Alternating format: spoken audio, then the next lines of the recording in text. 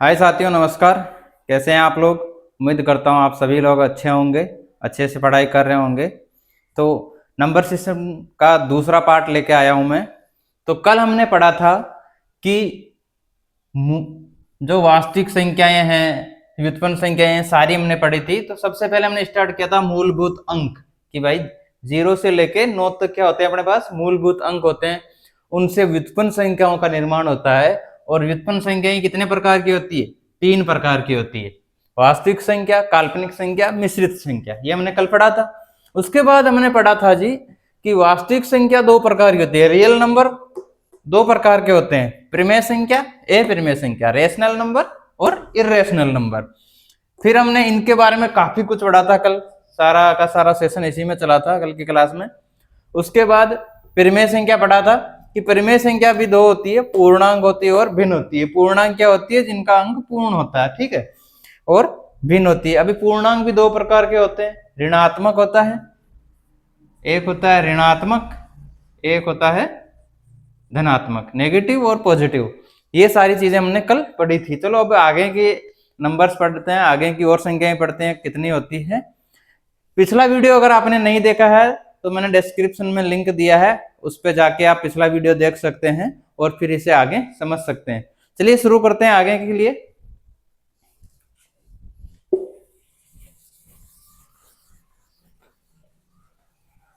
उम्मीद करता हूं आपको जो पढ़ा रहा हूं समझ में आ रहा होगा, और जहां भी आपको समझ में नहीं आए मुझे बता दीजिएगा, ठीक है। फिर अपन फिर से वापस पढ़ लेंगे वही चीज, कोई इश्यू नहीं। अच्छा जी, चलिए अब आगे अपन पढ़ते हैं। आज अपन पढ़ेंगे जितनी भी संख्याएं बची है, तो मैं लिख देता हूं, 1 नंबर से लगा देता हूं मैं फिर से आपके लिए। अपन आज पढ़ेंगे प्राकृत संख्या। प्राकृत संख्या 2 पे अपन पढ़ेंगे पूर्ण संख्या, ठीक है।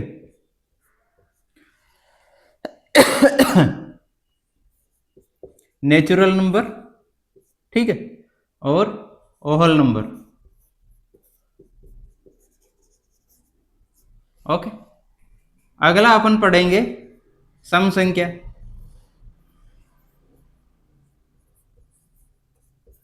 ठीक है, इवन नंबर। अगला अपन पढ़ेंगे विषम संख्या,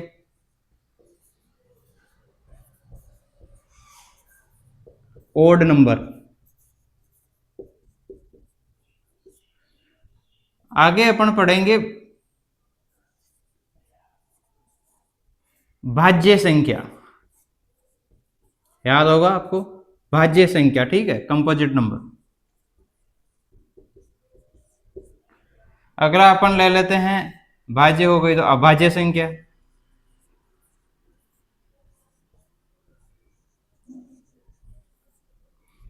ठीक है, प्राइम नंबर। अगला अपन ले लेते हैं सह अभाज्य संख्या,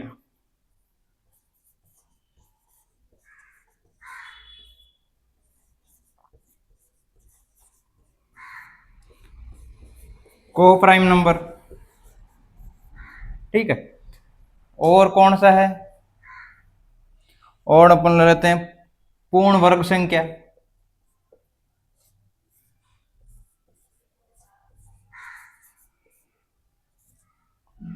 पूर्ण वर्ग संख्या, ठीक है। परफेक्ट स्क्वायर नंबर, ठीक है। अगली अपन ले लेते हैं पूर्ण घन संख्या,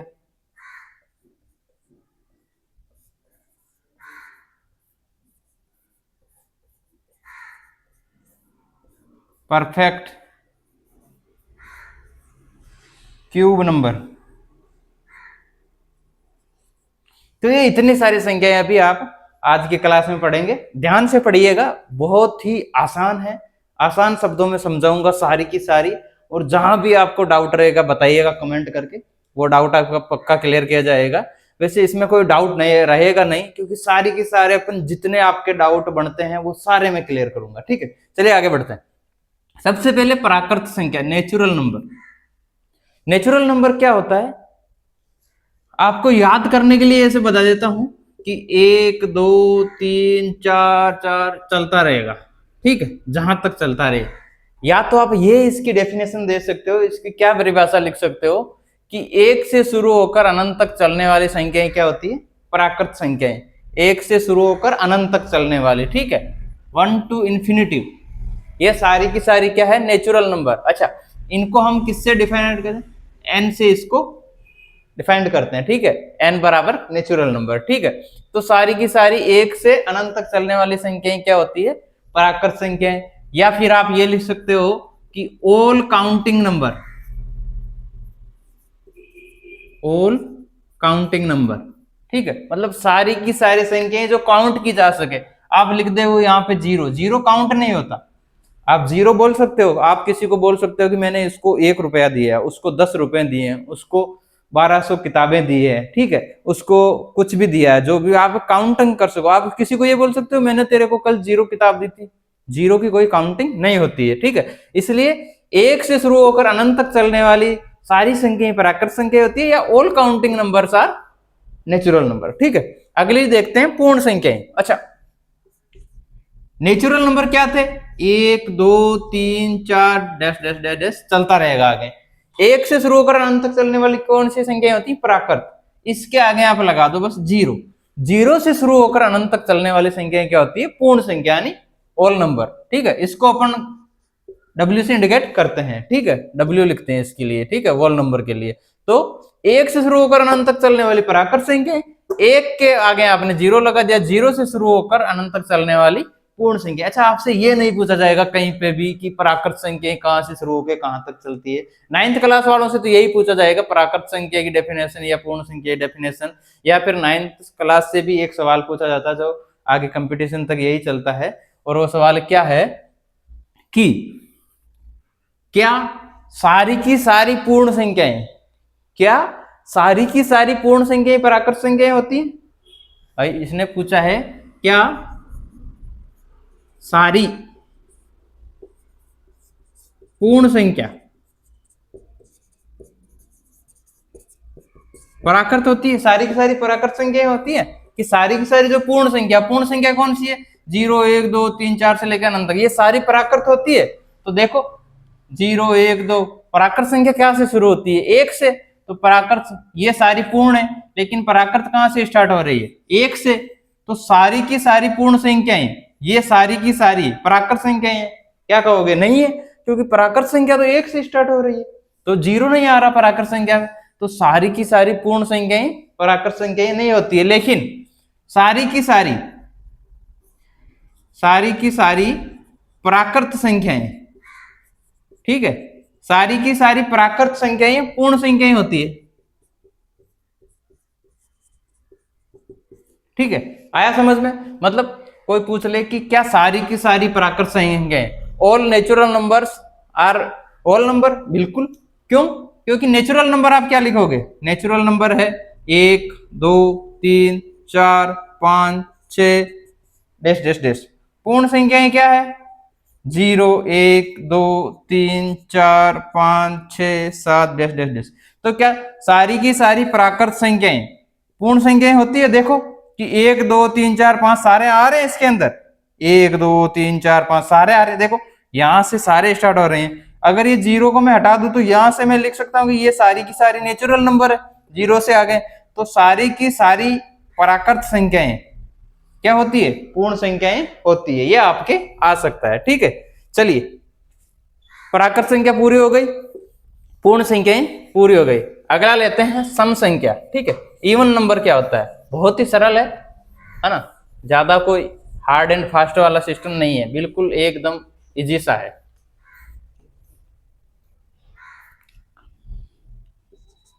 सम संख्याएं क्या होती है, सम संख्याएं, या तो आप सबकी परिभाषा बता रहा हूं मैं, अलग अलग जो भी आपको इजी लगे सारी सही है, ठीक है।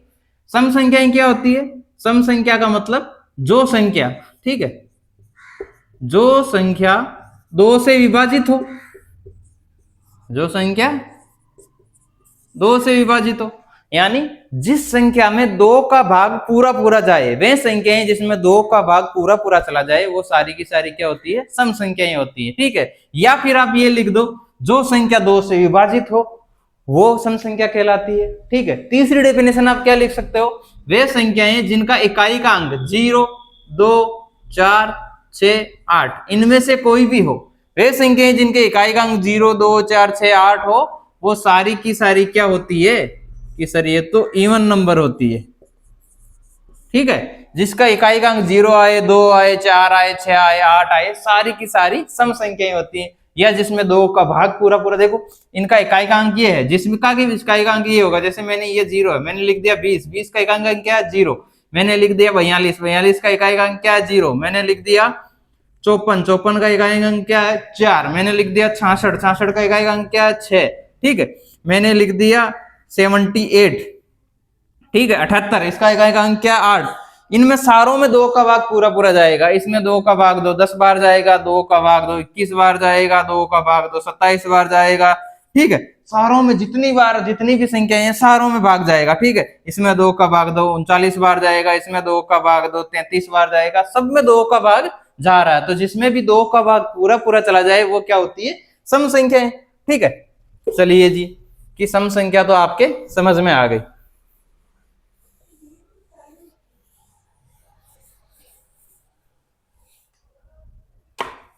चलिए अगला है विषम संख्या। विषम संख्या क्या होती है, सम संख्या क्या है जिसमें 2 का भाग पूरा पूरा चला जाए, तो विषम संख्या क्या है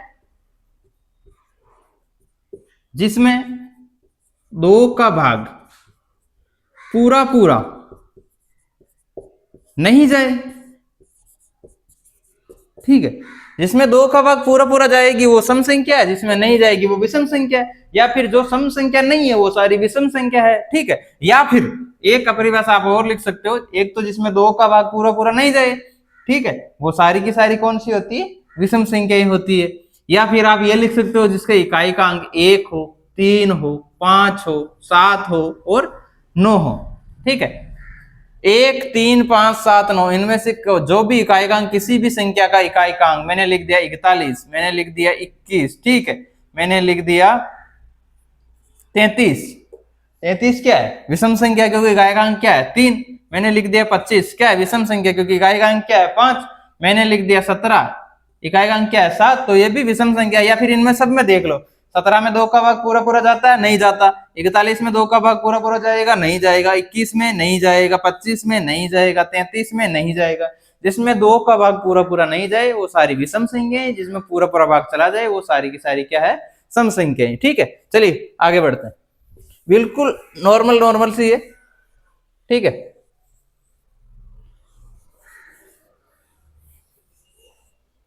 चलिए भाज्य संख्याएं। चलिए भाज्य संख्याएं क्या होती है, अच्छा अपन भाज्य संख्याएं पढ़ने से पहले पढ़ते हैं अभाज्य संख्याएं। ठीक है, आपको इससे ज्यादा समझ में आएगा, पहले अभाज्य संख्याएं पढ़ लेते हैं। ठीक है, तो देखिए अभाज्य संख्याएं। अभाज्य संख्याएं प्राइम नंबर क्या होती है, वे संख्याएं जिनका केवल और केवल एक ही गुणनखंड हो। ठीक है, वे संख्याएं जिनका केवल वे संख्याएं जिनके केवल 2 ही गुणनखंड हो। ठीक है, 2 ही गुणनखंड हो और उसमें से एक गुणनखंड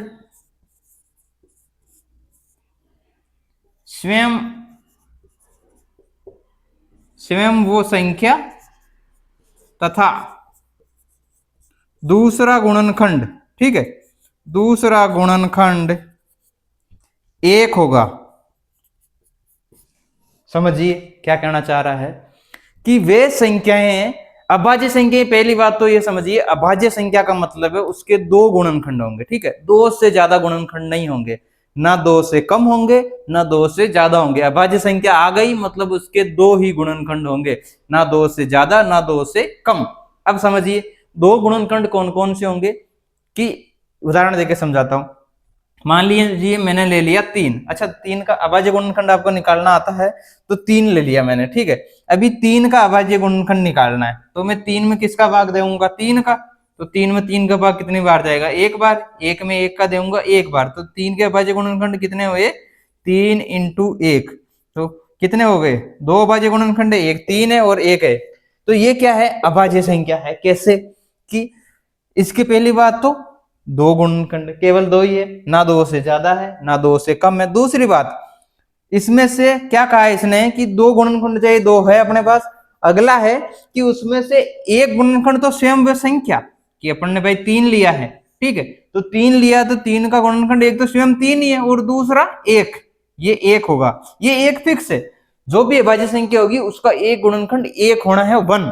एक तो 1 ही होगा और दूसरा होगी वो संख्या, जो भी संख्या है। जैसे मैंने मान लो ले लिया 17, अभी मैं 17 का गुणनखंड निकालूं, 17 में 17 का भाग एक बार जाएगा, 1 में 1 का भाग एक बार जाएगा। तो इसके गुणनखंड क्या होंगे, 17 इंटू 1। तो 2 गुणनखंड है, पहली बात तो इसके, एक 17 एक है, तो एक तो ये एक तो फिक्स रहना, एक तो है ही। दूसरी क्या है, जो हमने संख्या ली, जो संख्या ली वही संख्या है। तो 17 इंटू 1, 2 गुणनखंड है तो 17 एक क्या, अभाज्य संख्या। अच्छा, यही इसमें कहा है कि वे संख्याएं जिनके केवल 2 ही गुणनखंड हो। पहली बात तो, पहली शर्त क्या है कि 2 ही गुणनखंड होने चाहिए। दूसरी क्या है कि उनमें से एक तो वो संख्या होनी चाहिए, जो संख्या अपन ने ली है। कि मान लो मैंने 3 लिया है, यहाँ पे 5 ले लेता, तो एक तो 5 ये संख्या होनी चाहिए और दूसरा एक गुणनखंड क्या होना चाहिए, 1 होना चाहिए। एक तो फिक्स एक गुणनखंड होना चाहिए, संख्या 1 होनी चाहिए, दूसरा जो संख्या ली है।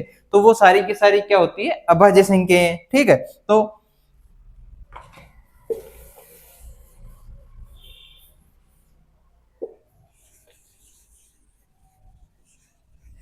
अब मैं आपसे पूछता हूं कि एक मैं आपको संख्या दे रहा हूं 2, ये भाज्य है या अभाज्य है, बताइए कि ये भाज्य है या अभाज्य है। चलिए,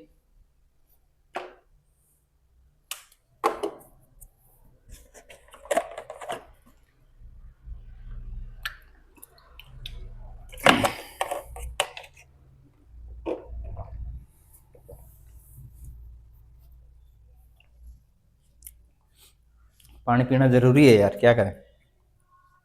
तो 2 क्या है बताइए, भाज्य है या अभाज्य है। देखिए, 2 में भाग दो, वही अभाज्य गुणनखंड करो। 2 में 2 का भाग जाएगा एक बार, 1 में 1 का भाग जाएगा एक बार, ठीक है। गुणनखंड निकालो, 2 इंटू 1, 1 2 आया, 1 1 आया, कितने गुणनखंड है, 2। पहली शर्त अपनी पूरी हो रही है कि वे संख्या जिनके केवल 2 ही बजे गुणनखंड हो, 2 ही गुणनखंड हो। तो 2 ही गुणनखंड है, ना 2 से कम है ना 2 से ज्यादा है, कि सही है। दूसरा कि उसमें से एक गुणनखंड वो संख्या होनी चाहिए। अपन ने 2 ली थी, 2 के निकालने 2 का पूछा था, तो एक तो सब खुद 2 ही है, 2 है। दूसरा क्या है कि उसका दूसरा गुणनखंड 1 होना चाहिए, ये स्वयं 1 है। तो 2 क्या है, 2 एक अभाज्य संख्या है, ठीक है। और यही सवाल पूछा जाता है ज्यादातर कि 2 बताइए, 2 भाज्य है या अभाज्य है, ठीक है। तो 2 एक अभाज्य है, ठीक है। 2 भाज्य संख्या नहीं है, 2 अभाज्य संख्या है, ठीक है। चलिए अगला देखते हैं। अच्छा, अगला है भाज्य संख्या, ठीक है। अच्छा, भाज्य संख्या पे जाने से पहले मैं आपको बता देता हूं अभाज्य संख्या की कुछ बातें, ठीक है। कि सबसे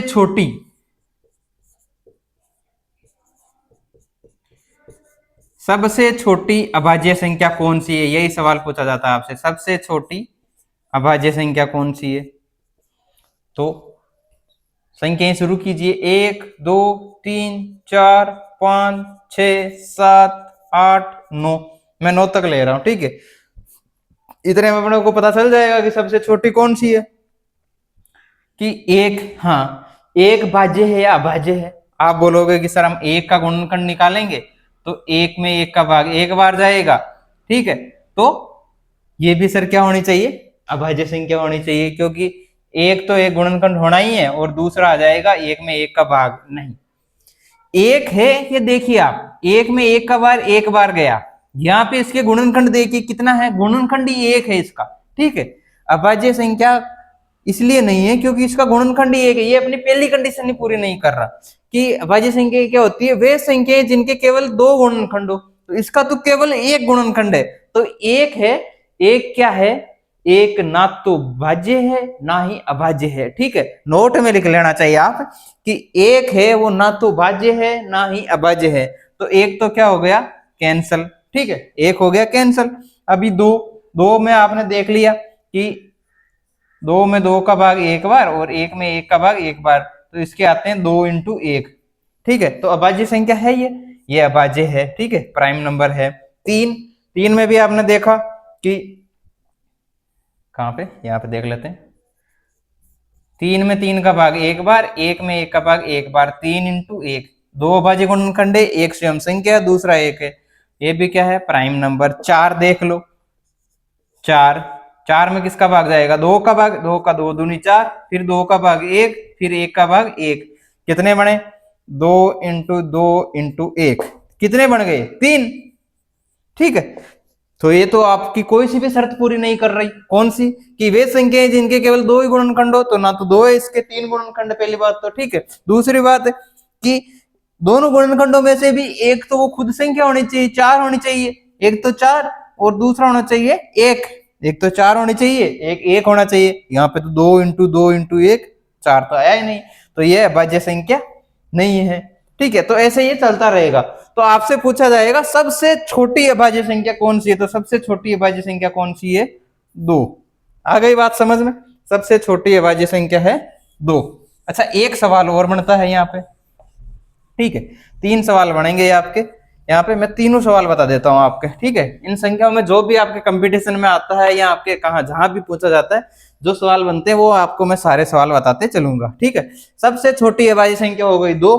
ठीक है, एक क्या है, एक ना तो भाज्य है ना ही अभाज्य संख्या। ठीक है, ये हो गई। अब अगला पूछेगा वो, ठीक है, मैं थोड़ा ऊपर लिख देता हूँ, इनको मिटा देता हूँ। ठीक है, प्राकृत, पूर्ण, सम, विषम सारी संख्या आपको समझ में आ गई, मैं इनको मिटा रहा हूँ। ठीक है,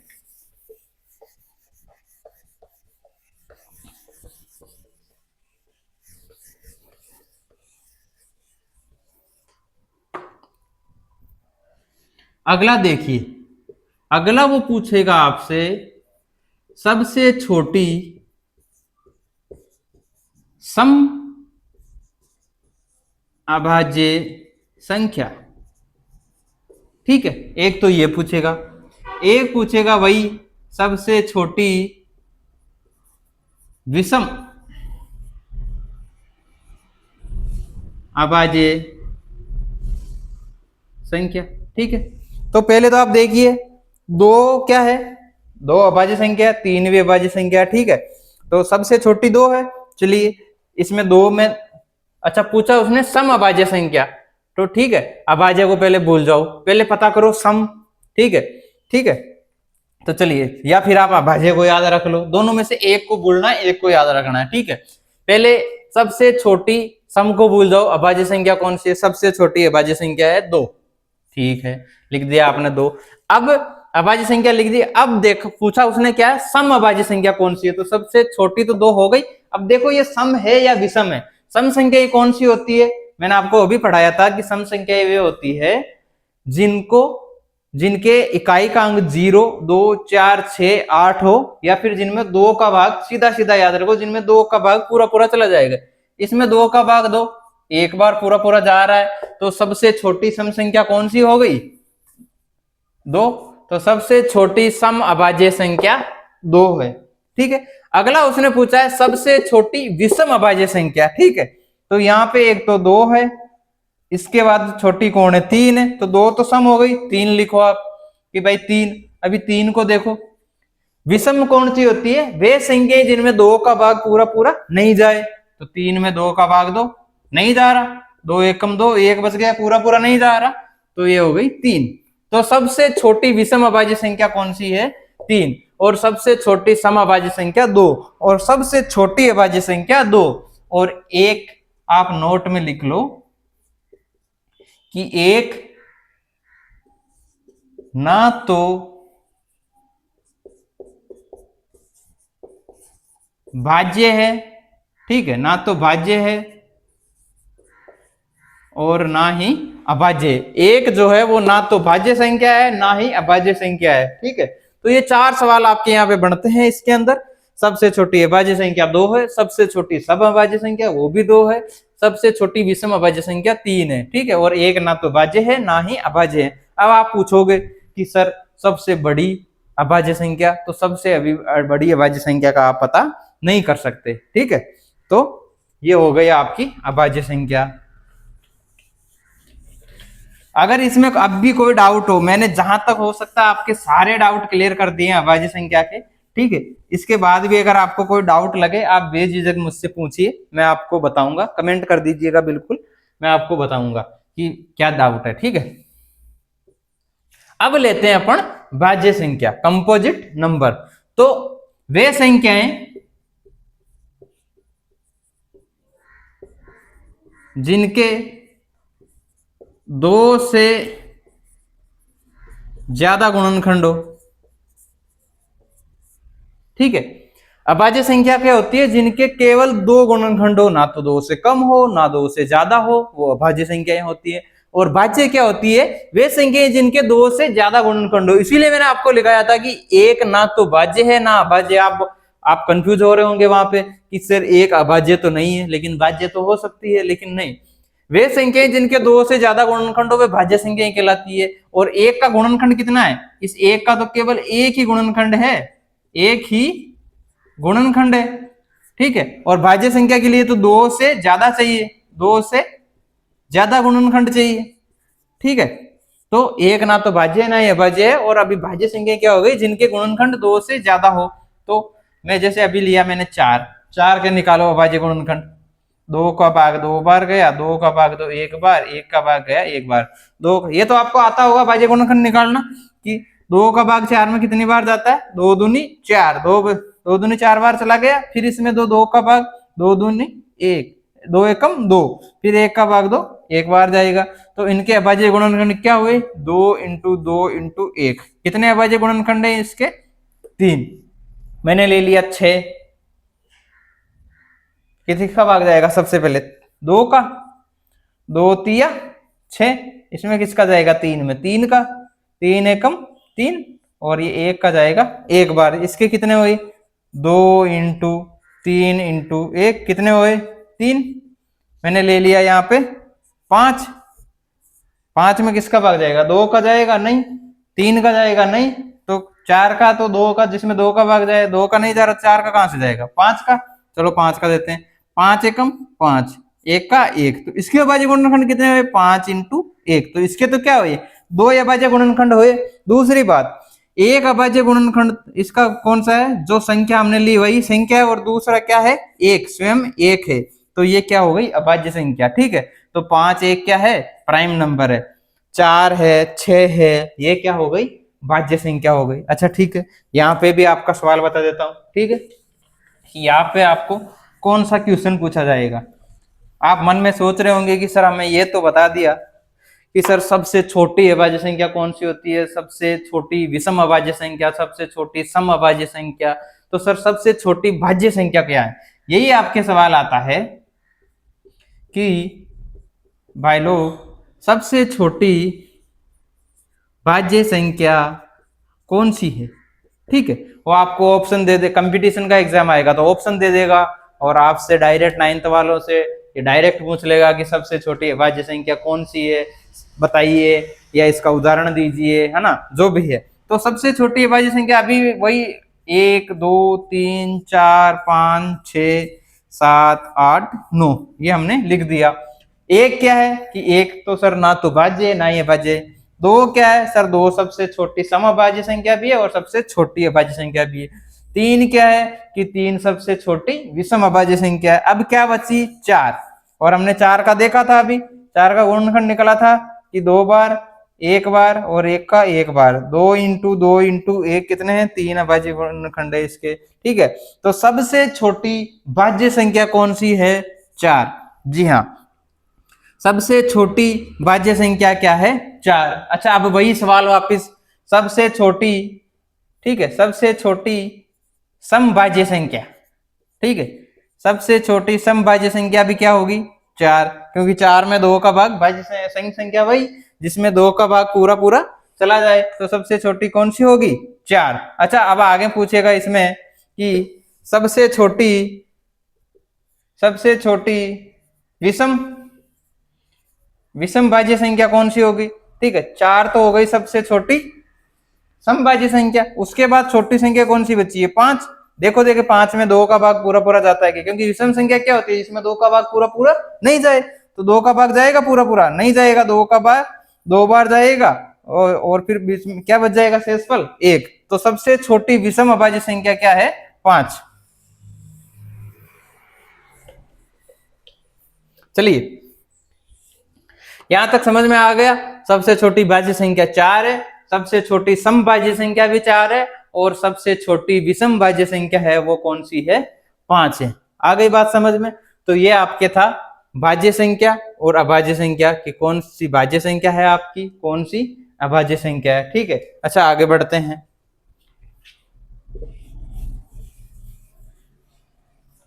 चलिए,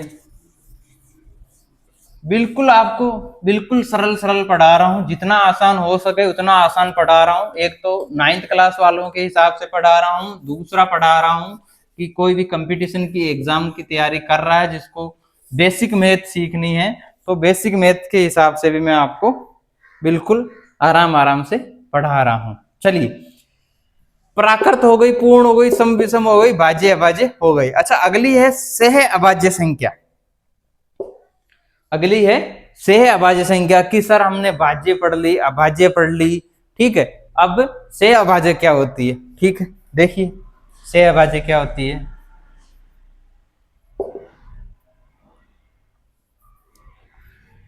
सह अभाज्य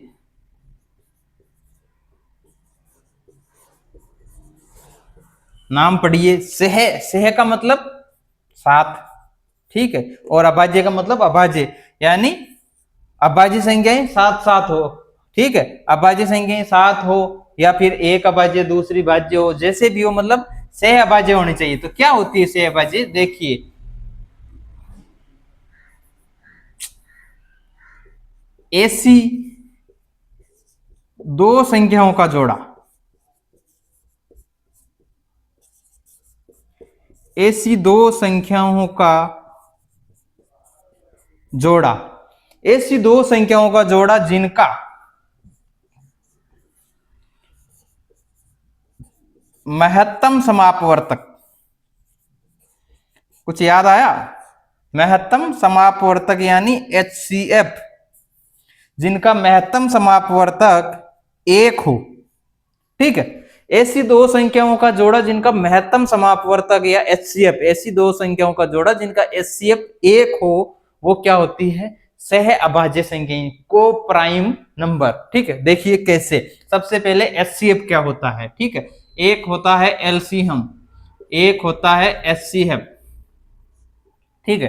कोई भी दो संख्याओं का HCF और LCM निकलता है, आपको पता है, ये होता है लघुत्तम समापवर्तक और ये होता है महत्तम समापवर्तक। इसके बारे में जस्ट इससे आगे पढ़ेंगे, है ना, ठीक है। 9th क्लास वालों के आपके ही सिलेबस में है ये, इससे जस्ट आगे अपन पढ़ेंगे कि महत्तम समापवर्तक और लघुत्तम समापवर्तक क्या होता है। फिलहाल के लिए मैं बता देता हूँ HCF क्या होता है, ठीक है। तो HCF देखिए, जैसे मैंने कोई भी दो संख्याएं ले ली, 2 और 4, मैंने पूछा कि इन 2 और 4 का HCF और LCM क्या होगा, तो वही अभाज्य गुणनखंड निकालना आपको। 2 का 2 एकम 2 1, तो इसका अभाज्य गुणनखंड क्या हुआ? 2 × 1। अच्छा, अब 4 का निकालिए, 2 का भाग 4 में 2 बार, 2 दूनी 4, 2 का भाग 2 में 2 एकम 2, और ये 1 का 1, तो 2 × 2 × 1 हो गया। अब इनका HCF क्या होता है? कोई भी दो संख्याएं हो या 3 संख्याएं हो या 4 संख्याएं हो, जितनी भी संख्याएं दी हुई हो उनका अभाज्य गुणनखंड निकालना। जैसे 2 दी हुई थी तो मैंने 2 का निकाल लिया यहां तक, और ये मैंने 4 का निकाल लिया। ये इनका अभाज्य गुणनखंड है 2 का, ये 4 का है। इनमें जो भी संख्या उभयनिष्ठ हो, ठीक है, उभयनिष्ठ हो। उभयनिष्ठ का मतलब क्या होता है कि जो 2 के पास भी है, जो 4 के पास भी है, ठीक है। कि उभयनिष्ठ का मतलब क्या है कि 2 बोले कि भाई मेरे पास भी है एक कुछ, और 4 बोले कि भाई मेरे पास भी कुछ है, तो दोनों के पास जो सेम हो, ठीक है, दोनों के पास जो भी संख्या सेम है वो होती है उभयनिष्ठ। और जो उभयनिष्ठ होता है उभयनिष्ठ का गुणनफल ही क्या होता है, जो उभयनिष्ठ संख्याएं होती हैं उनका गुणनफल ही क्या होता है, महत्तम समापवर्तक होता है। ये आपको आगे हम पढ़ाएंगे, अभी के लिए रहने दीजिए, ठीक है।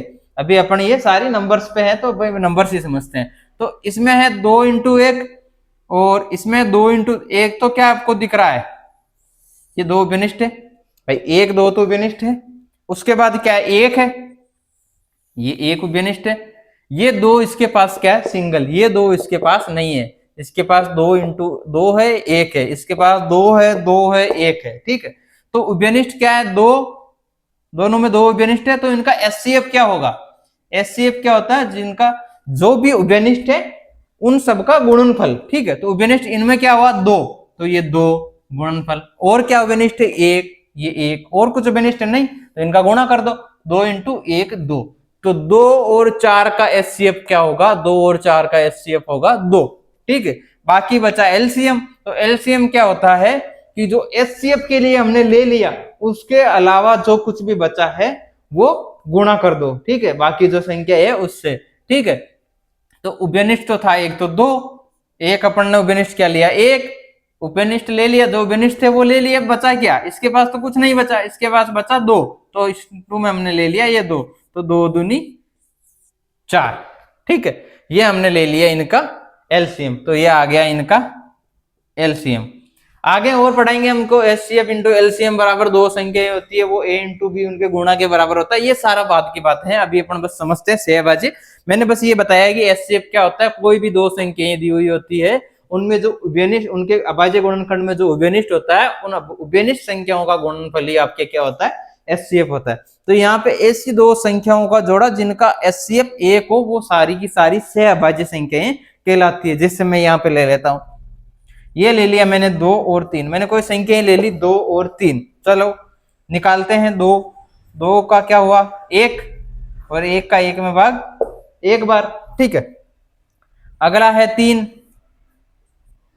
3 का 3 में 1 बार भाग, और ये 1, तो इसका तो क्या हुआ 2 × 1, इसका क्या हुआ 3 × 1। एचसीएफ अपन निकालेंगे, एचसीएफ क्या था, जो दोनों में कॉमन हो। इसमें 2 है, इसमें 2 है, नहीं है जी, इसमें 1 है, इसमें 1 है, इसमें भी 1 है, तो दोनों में 1 1 कॉमन आ गया, तो 1 आ गया, इनटू इसमें 3 है, इसमें है, नहीं है जी, तो और कुछ कॉमन रहा नहीं, तो ये क्या आ गया 1 एचसीएफ। इन दोनों संख्याओं का एचसीएफ कितना आया 1। तो ये 2 और 3 क्या है, सहअभाज्य संख्याएं। सहअभाज्य संख्याएं होने के लिए आपके पास 2 संख्याएं होनी चाहिए पहले, तो ठीक है, सहअभाज्य संख्या होने के लिए। अच्छा, अगला मैं कोई लेता हूं आपके, जैसे कि मैंने ले लिया यहाँ पे 5 और 8। यहां पे तो आप ये भी बोल सकते हो, है ना, कि सर 2 है वो अभाज्य संख्या है, 3 है वो भी अभाज्य संख्या है। अच्छा ये देखिए 5 तो अभाज्य संख्या है, लेकिन 8 तो भाज्य संख्या है, सही है, क्योंकि 8 के मैं गुणनखंड करूंगा, जैसे 5 के मैं गुणनखंड करता हूं तो 1 बार जाएगा, 1 का 1 में 1 बार, ठीक है। तो इसका तो आ गया 5 × 1। अच्छा मैं 8 के करता हूं गुणनखंड, ठीक है, तो 8 के गुणनखंड करने के लिए क्या करूंगा, 8 के गुणनखंड 2 का भाग जाएगा, 2 चौके 8, 2 का भाग जाएगा 4 में, 2 दूनी 4, 2 का भाग जाएगा 2 में 1 बार, 1 का 1 में 1 बार। तो 8 के गुणनखंड कितने हुए, 2 × 2 × 2 × 1, 2 × 2 × 2 × 1। तो ये तो क्या है, भाज्य संख्या। कहीं ये आप सोच लो सहअभाज्य संख्या, ऐसी 2 अभाज्य संख्याओं का जोड़ा जिनका एचसीएफ 1 हो। अभाज्य संख्याओं का मतलब नहीं है, अभाज्य संख्याएं हैं तो जरूरी नहीं है कि उनको सहअभाज्य संख्याएं होगी या भाज्य आ गई उनके साथ तो भी होगी, ऐसा कुछ नहीं है, ठीक है। चलिए देखते हैं आगे। 5 × 1, 2 × 2 × 2 1, ठीक है। इनका एचसीएफ निकालो। एचसीएफ क्या होता है, जो दोनों में कॉमन हो। इसमें 5 है, इनके गुणनखंड में 5 है, नहीं है, इसमें 1 है, इसमें 1 तो सब में रहना ही है, कॉमन है 1 तो, ठीक है, 1 तो आ गया। गुणा में कुछ और कॉमन हो तो ले लो, इसमें 2 2 2 2, इनमें कुछ भी नहीं है तो गुणा में कुछ भी नहीं है, तो एचसीएफ कितना आया इसका 1। इनका भी एचसीएफ क्या आया 1। समझ में, मेरे हिसाब से आपको समझ में आ गया होगा ऐसी 2 संख्याओं का जोड़ा जिनका एचसीएफ 1 हो। इसके लिए बस आपको सहअभाज्य संख्याएं है या नहीं ये आपको ज्ञात करने के लिए बस एचसीएफ निकालना आना चाहिए। अगर उनका एचसीएफ 1 आ रहा है तो वो क्या है, आपकी को प्राइम नंबर है। ओके, चलिए जी, तो आपकी अब तक हो गई है, सारी की सारी हो गई भाज्य, अभाज्य, सह अभाज्य, सम, विषम, ठीक है। और जहां तक हो सकता है मैंने जितना आसान हो सके उतना आसान पढ़ाया है। फिर भी आपको समझ में नहीं आया, आप कमेंट कीजिए, मुझसे पूछिए कि सर ये चीज समझ में नहीं आई है, डेफिनेटली आपको फिर से बताई जाएगी, है ना, कोई दोहराई की बात नहीं, हम फिर से बताएंगे। चलिए इससे आगे बढ़ते हैं अपन। तो अगला है पूर्ण वर्ग संख्या, ठीक है, परफेक्ट स्क्वायर नंबर। चलिए परफेक्ट स्क्वायर नंबर और परफेक्ट क्यूब नंबर, ठीक है, ये तो बिल्कुल सरल सरल सी है कि परफेक्ट स्क्वायर नंबर, पूर्ण वर्ग संख्या। पूर्ण वर्ग संख्याएं क्या होती हैं? जिनका वर्गमूल पूरा पूरा हो, जैसे 1 है, 4 है, ठीक है, सॉरी 9 है, 16 है, 25 है, 36 है, 49 है, ऐसे आपके आगे चलता रहेगा, ठीक है। पूर्ण घन भी मैं एक बार लिख देता हूं, 1 है, 8 है, 27 है, 64 है, ठीक है, 125 है आपके, ठीक है। अभी देखिए पूर्ण वर्ग संख्या मतलब जिसका वर्गमूल पूरा पूरा आए, ठीक है, 1 है। चलिए 1 है, 1 का वर्गमूल कितना होगा? 1, 4 है, 4 का वर्गमूल क्या होता है? 2, 9 है, 9 का वर्गमूल क्या होता है? 3, 16 है, 16 का वर्गमूल क्या होता है? 4, 25 का 5, 36 का 6, 49 का 7, मतलब जिनका वर्गमूल पूरा पूरा आ जाए, ठीक है। मैं यहाँ पे लिख दूं 5, 5 क्या एक वो पूर्ण वर्ग संख्या? जी नहीं है, ठीक है, क्योंकि 5 का क्या आएगा? 2 पॉइंट कुछ आएगा, ठीक है ना। तो ये पूर्ण वर्ग संख्या नहीं है। पूर्ण वर्ग संख्या वे होती है जिनका वर्गमूल पूरा पूरा आ जाए, तो पूरा पूरा वर्गमूल आ रहा है, वो सारी की सारी क्या है? पूर्ण वर्ग संख्या। पूर्ण घन संख्या, जिनका घनमूल पूरा पूरा आए, ठीक है। 1 का घनमूल क्या होता है? 1, 8 का घनमूल क्या होता है? 2, ठीक है, मतलब अच्छा ये तो आपको पता है ना, वर्ग का मतलब होता है उसका स्क्वायर करना, ठीक है। कोई भी संख्या है, कोई भी संख्या मान लो ए का स्क्वायर मतलब हो गया वर्ग, और इसका कोई भी संख्या, जैसे आपको अच्छे से समझाता हूं, मान लीजिए कोई संख्या है आपके पास ए, कोई पूछे कि इसका एक का वर्गमूल क्या होगा? वर्गमूल, वर्गमूल का मतलब है इसके ऊपर ये आपका करनी लग गई, रूट लग गया, ठीक है, रूट लग गया तो ये हो गया वर्गमूल। अच्छा कोई पूछे आपका इस ए संख्या का वर्ग क्या होगा? ठीक है, वर्गमूल नहीं वर्ग, तो वर्ग का मतलब होता है उस पे स्क्वायर लग गया, वर्ग का मतलब 2, ठीक है।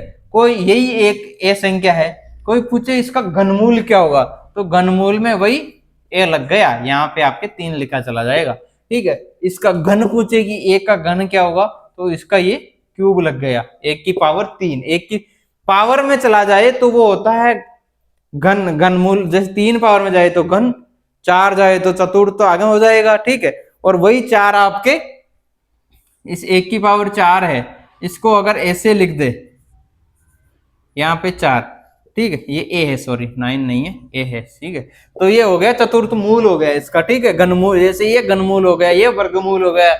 ये जो लिखते हैं ये अपना यूनिवर्सल है, ये ऐसे मान के चलो, सबसे ज्यादा अपने यही काम में आता है, ठीक है, यही काम में आता है। ये होती है करणी, इसके अंदर एक्चुअल में यहाँ पे 2 लिखा होता है, तो इसको वर्गमूल बोलते हैं, लेकिन ज्यादातर अपन क्या वर्गमूल और वर्ग करते हैं, वर्गमूल निकालते हैं, इसलिए यहाँ अपन 2 लिखते नहीं है, तो ऑटो में इसको समझ लेते हैं कि अंडर रूट है, वर्गमूल है ना। लेकिन एक्चुअल में यहाँ पे 2 होगा तो ये वर्गमूल होगा, यहाँ पे 3 है तब जाके ये क्या है?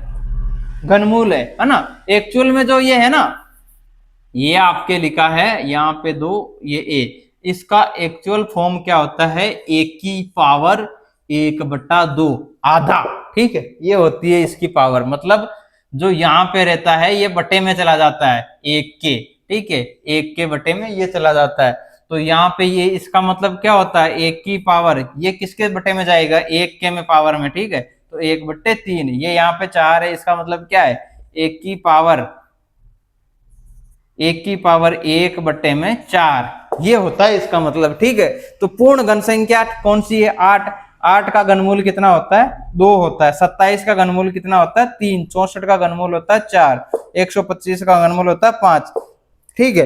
अच्छा घनमूल है ये कैसे पता चला, आप गुणा करके देख लो। एक है, एक का वापस यही होना चाहिए कि भाई इसका घन करें तो 8 आना चाहिए, इसका घन करें तो 27 आना चाहिए। कर लो, एक का घन 1 की पावर 3। अच्छा पावर का मतलब क्या होता है, पावर का मतलब होता है आप उसके ऊपर जितनी पावर लगी है उसको उतनी बार गुणा करना, जितनी उसके ऊपर घात लगी है उतनी घात लगी है उतनी बार उस संख्या को गुणा करना। ठीक है, जैसे मैंने यहाँ पे लगा दिया x की पावर 5, इसका मतलब है x को 5 बार गुणा करना है, x into x into x into x into x, 1 2 3 4 5, मतलब x को 5 बार गुणा करना है तो x की पावर क्या हो जाएगी 5। तो वैसे ही एक को कितनी बार गुणा करो एक ही आएगा, तो एक आ रहा है। दो की, इसका 2 का घन करो 2 की पावर 3, तो 2 को करो 2 इंटू 2 इंटू 2, 3 पावर 3 बार, 2 दूनी 4 और 2 2 दूनी 4, 4 दूनी 8, 8 आ गया। इसका 3 है तो 3 की पावर 3 लगाओ, तो 3 को गुणा करो 3 की पावर 3, तो 3 इंटू 3 इंटू 3, 3 तरीका 9, 9 तरी 27 आ गया 27। तो ये ऐसे होता है पूर्ण घन संख्या, मतलब जिसका घनमूल पूरा पूरा आए वो पूर्ण घन संख्या, जिसका वर्गमूल पूरा पूरा आए वो पूर्ण वर्ग संख्या। तो ये यहाँ पे आके आपके नंबर सिस्टम खत्म होता है, जितनी भी संख्याएं थी। ठीक है, अपन ने कहां से, मूलभूत अंक से स्टार्ट किया था कि मूलभूत अंक होते हैं 0 से लेकर 9 तक, और वो क्या करते हैं उनसे व्युत्पन्न संख्याओं का निर्माण हुआ था। व्युत्पन्न संख्याएं 3 प्रकार की होती है, वास्तविक संख्याएं, काल्पनिक संख्याएं, मिश्रित संख्याएं। आपके वास्तविक संख्याएं 2 प्रकार की होती है, कौन कौन सी होती है, परिमेय संख्या, ए परिमेय संख्या रेशनल नंबर, इरेशनल नंबर वो हमने पढ़ा। फिर परिमेय संख्याएं पढ़ी आपकी कि परिमेय संख्याएं होती है, पूर्णांक संख्याएं होती है, इंटीजर नंबर होता है, और एक भिन्न संख्या होती है, फ्रैक्शन नंबर होता है। ठीक है, उसके बाद आज हमने पढ़ा प्राकृत संख्या, पूर्ण संख्या, सम संख्या, विषम संख्या, भाज्य संख्या, अभाज्य संख्या, सहअभाज्य संख्या, पूर्ण वर्ग संख्या और पूर्ण घन संख्या। तो यहाँ पे आके आपका ये संख्या पद्धति नंबर सिस्टम का चैप्टर खत्म होता है, और कल से अपन 9th क्लास वालों के लिए स्टार्ट करेंगे प्रश्नावली 1.1। 9th क्लास वालों के लिए ये बहुत ज्यादा है, लेकिन मैंने सारा का सारा पढ़ा दिया, बहुत ही इजी तरीका था और इजी वे में पढ़ाया है सारी की सारी चीजें, और सबको आने भी चाहिए। वैसे ये 9th आपके इसमें नहीं है, लेकिन ये सारी की सारी 9th क्लास तक सबको आ जानी चाहिए चीजें, है ना, इसलिए मैंने सारा का सारा पढ़ा दिया है। तो कंपटीशन वालों के लिए भी ये मेरे हिसाब से महत्वपूर्ण होगी, क्योंकि सारों को अच्छे से समझ में आया होगा। तो कल से अपन स्टार्ट करेंगे प्रश्नावली 1.1, और कल से आपके क्वेश्चन सोल्व करेंगे। कल से आपकी क्लास बहुत छोटी होगी, और कल से जल्दी जल्दी अपन एक एक प्रश्नावली पूरी करती जाएंगे। उम्मीद करता हूँ आपको ये वीडियो अच्छा लगा होगा। ठीक है, अगर आपको समझ में नहीं आया हो तो आप हमें कमेंट कीजिएगा, हम आपको अगली क्लास में फिर से आपको बताएंगे। चलिए आज के लिए बस इतना ही, अगली क्लास में फिर मिलते हैं। मुस्कुराते रहिए, खुश रहिए और पढ़ते रहिए। धन्यवाद।